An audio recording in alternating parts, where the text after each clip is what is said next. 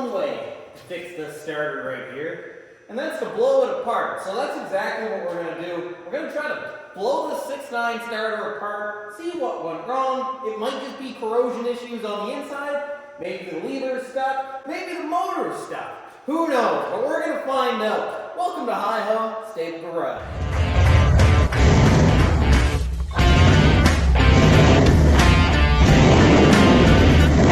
So let's see what we got going on here. This is the starter that I took out of the 6.9 IDI. She's a heavy girl, she's big. As you can see, there's our solenoid right here, and then there's our actual starter motor, and then right here we have basically our pinion and all that stuff for our flywheel. Our flywheel would normally be right here. Well, we thought that the motor was seized, but check this out. There's two functions of this pinion. One is an overrunning clutch, and one is connected straight to your armature. So, when I turn this guy, you see how it's turning the armature with it? That means that it can't be seized here inside the motor. There we go. If I hold that there, you see how the pinion is turning without the armature turning? That means that the overrunning clutch is okay. There's a little bit better look. There's our thrust washer, and I think he's just for the forward and aft play. But either way, the armature isn't stuck inside the motor, and the overrunning clutch is still working. So far this starter seems okay. So what we're gonna have to do is blow them apart. There's likely an electrical issue inside the motor. And from what I can see, these hold your pole shoes in. These guys right here hold your pole shoes in. It'll make more sense once I blow it apart. Right there and there and there. There should be 4 of them. And I think we take these back bolts off right here, blow that cover off, and get at them from there. But very first thing, I'm gonna blow this guy off with some air. I'm also gonna wire wheel around these Phillips heads and these bolts just so I don't strip them. And also for wire wheeling, I'm gonna take this pick, and inside these grooves, I'm gonna clean them up so that I don't strip them out. I think that's gonna work out just fine. So yeah, let's clean them up.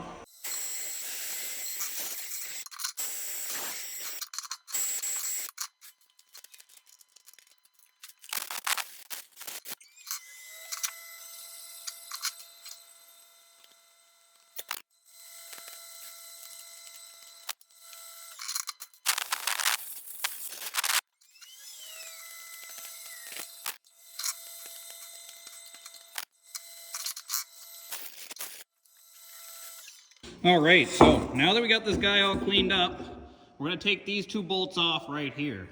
These 2 guys right here. I think that they're 10 mils, or they might have been. You just gotta love, you know, the Canadian trucks because they use imperial and they use metric. Half the starter's metric, half the starter's gonna be imperial. So this is actually 3/8 right here and right here.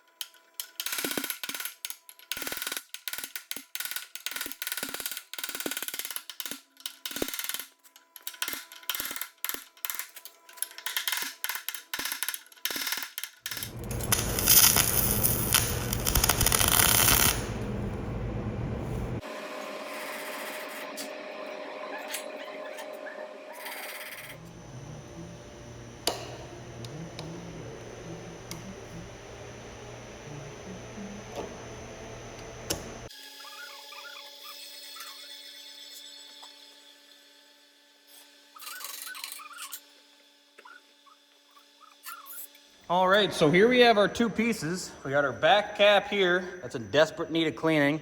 And as you can see, these she's a little corroded up, especially right here. As you can see, there's not a lot of threads left on that fella versus this one. So we might just replace these bolts. And the bronze bushing right here at the back seems okay too, as you can see. Good grease, we'll add new grease to it, and it should be all hunky-dory. Now, that brings us to the starter in question. First prognosis, it's a little dirty in there, so we're gonna blast some air in here, kind of clean that guy up.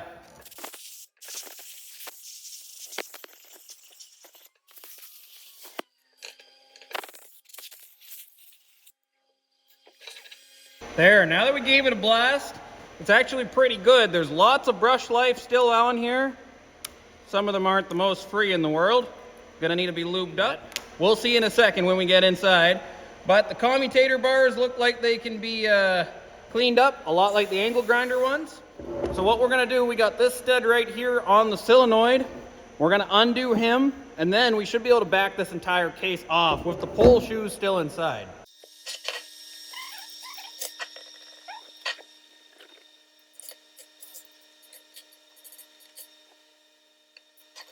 All right, so let's pull this guy apart. She got her fair share of dirt and corrosion, pretty much. Pull that pinion right out of there, and there we go. So here we got our armature commutator. It's a lot like an angle grinder. It's very, very similar. In here we have our brushes and we have our pole shoes. We got a lot of corrosion on our pole shoes. We're gonna have to go in there and try to clean those up. Might even try to separate them here all together. That's why we clean these guys up and pull them all apart. Might even have to do that because they're in pretty bad shape. As for the gearbox seems okay for what it is. Might separate it and clean her up since we're in here. Put some new grease, that kind of stuff. So, first things first, I think what we're gonna do is we're gonna tackle this armature. Clean him up, and then we're gonna test all these. If you had a growler, it would make really short work of this, but we don't, so we're just gonna clean it up the best we can.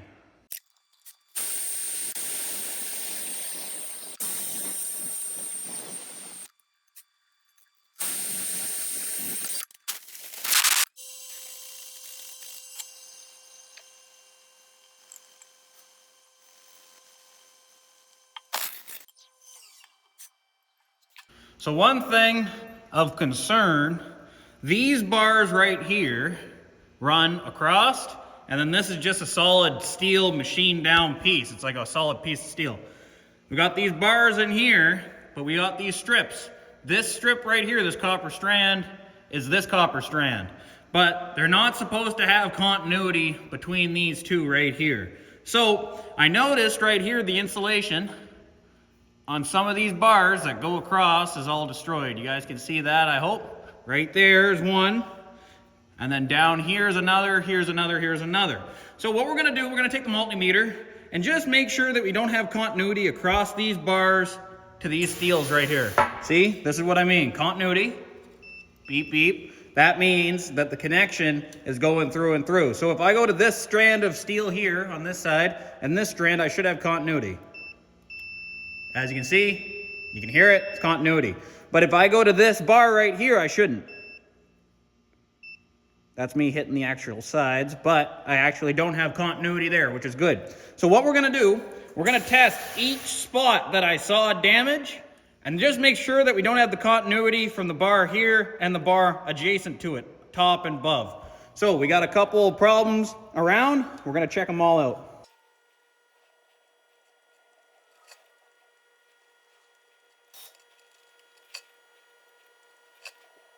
All right, so the armature actually checks out fine. The little beeps that you were hearing is just me accidentally hitting the steel on steel, because it doesn't matter. The steel on this side should be continuous with the steel on this side. Because again, it's one solid, it might look like individual strips, but this is one solid block of steel with wires that run through it. So, this armature is okay, even though it has a little bit of damage on the back. Commutator bars, once we cleaned them up, they're a little worn, but we have tons of brush, absolutely tons of brush in here. Next thing though we gotta do is take this guy apart, because look at this crust. There's crust everywhere. This is never gonna make a connection, so we gotta try to take these out. So we gotta try to drop those pole shoes without breaking everything. I know there's a high risk of us breaking this as we take it apart, but we're kind of stuck between a rock and a hard place. It is so corroded in there, and we have a couple wires that are very suspect in there that have to be fixed. Without taking these pull shoes out, we'll never know. So we gotta try to take them out. And these bolts are 100% seized, so this is the only way to get them.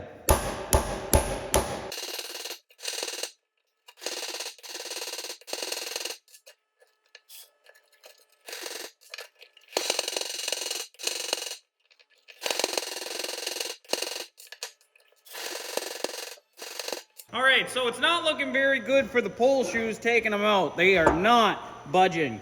So what we're gonna have to do is just try to clean this manually without taking them out, because they are hermetically sealed to this casing. So what I'm gonna do here, we got some suspect wires going to our brushes.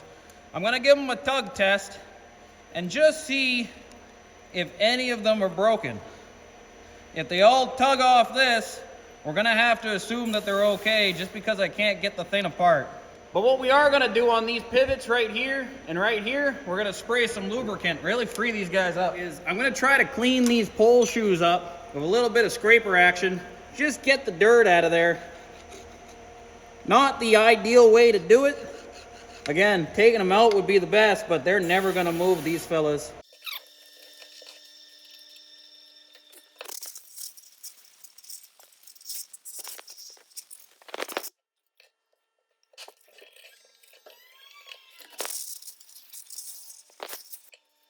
All right, so we got this guy sprayed out the best we can. Now, what I was using the scraper for was just to get off the surface mud and stuff, because there's a fabric on this that you don't want to destroy. It's a lot like the armature that we were talking about before. There can't be continuity between this pole shoe and this case. Your case is your ground. So what I'm gonna do is I'm just gonna take my sandpaper here, clean up the pole shoes the best I can. They don't have to be super clean. These guys right here just make a magnetic field so that armature turns. So as long as I clean them up the best I can, it should be okay, as long as there's no shorts. So now what we're gonna do, we're gonna douse the fella in brake clean. Hopefully that's gonna clean up around where we couldn't get to. Again, it's not ideal that we can't get the pole shoes out, but I guarantee we're gonna break each bolt on this and we're gonna destroy our starter, because we're not gonna replace any parts on this fella. So we're gonna rejuvenate them with a bunch of brake clean. Now give them a spritz. Next up, we're just gonna clean up these brushes in here and then add a whole bunch of lubricant to these fellas. There we go. Same thing, we're gonna brake clean around in here.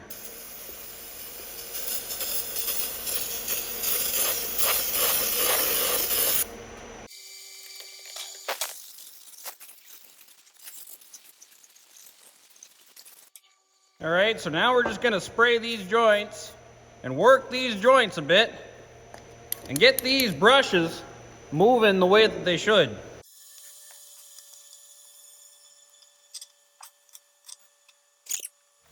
Just gonna give it a light spritz of grease. It's a little bit too much, not gonna lie. And I think what we're gonna jump into is this pinion right here. The gearbox. Just make sure everything's all hunky-dory. Maybe throw some new grease and stuff in here. We got to clean up these bolts, these 4 bolts right here, and then we should be able to pull out the whole gear train assembly.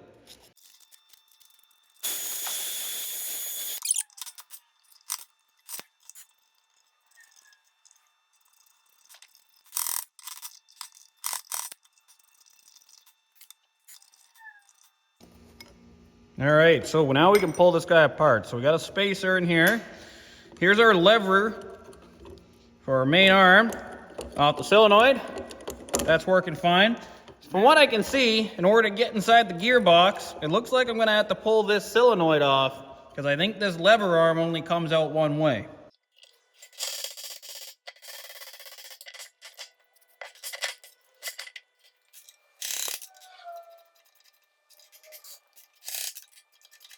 All right, so I took this guy off the vise here. We'll pull him apart. So we got our spring right here. Wing, wing, wing. That guy. We got our collar. There should be a little plunger on this fella.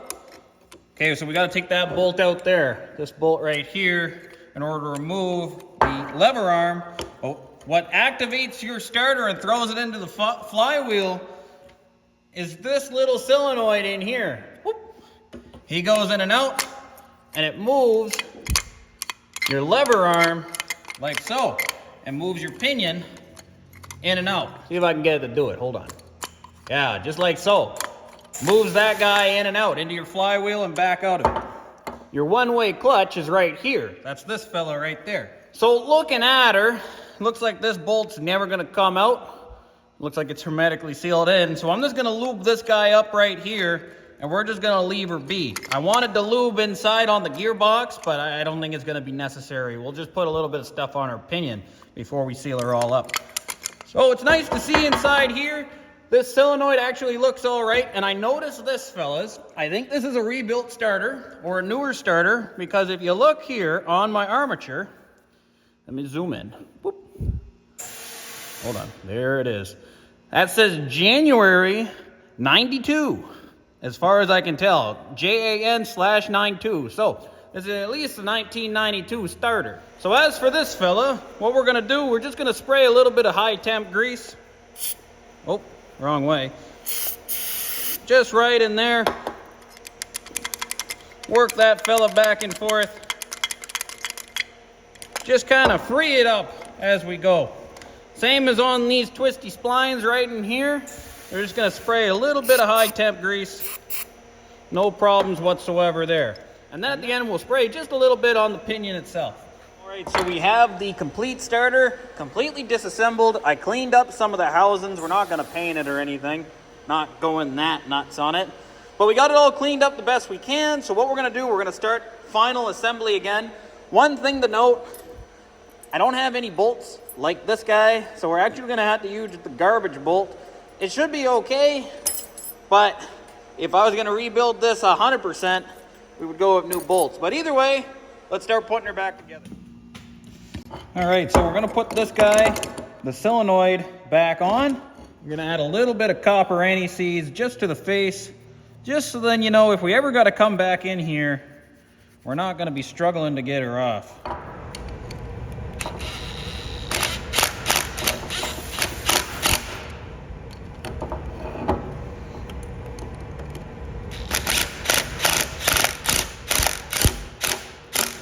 Spray a little bit of Multac in here on that fella and on the face. Gonna spin that guy around. We'll put a little coat in just on that. There. So that should be all slippery and all good. So we're gonna add some more anti-seize to this face right here. Now, put that fella back in there, just like so. And then we'll put our bolts back on her.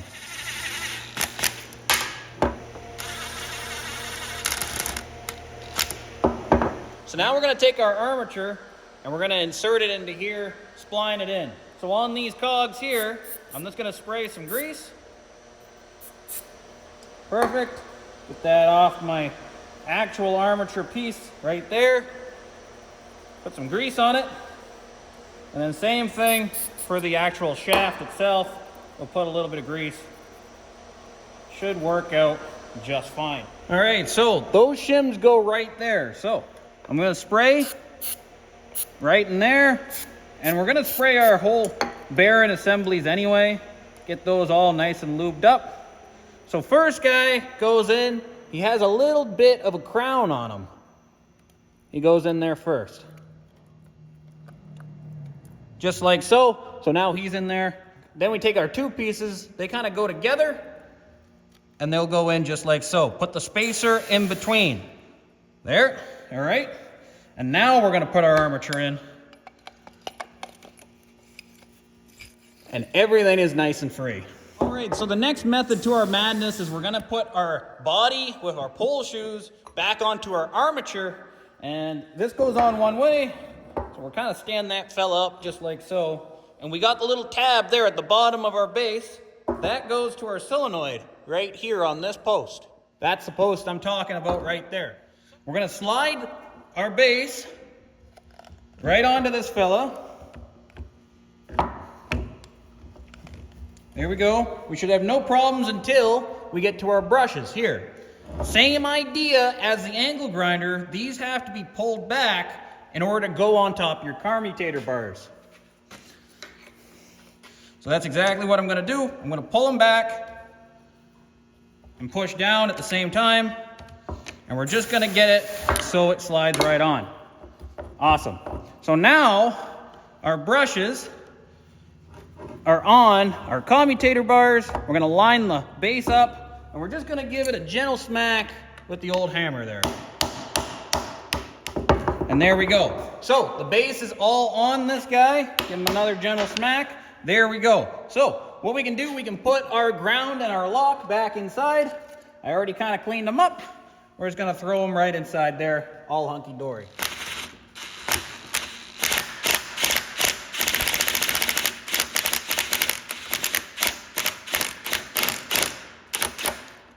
All right, so now we have the last three pieces pretty much. We got our base plate, and then we got our two studs.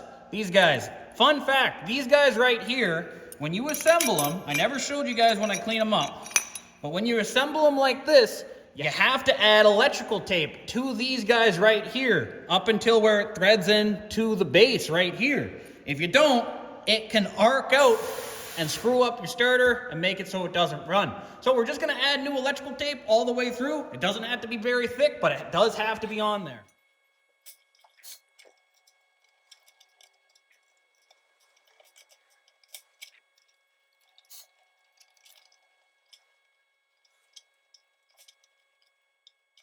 There we go, so we got this guy all taped up. I'm gonna add anti-seize to this and to the ends. All right, so time for final assembly. Let's plug this guy back together.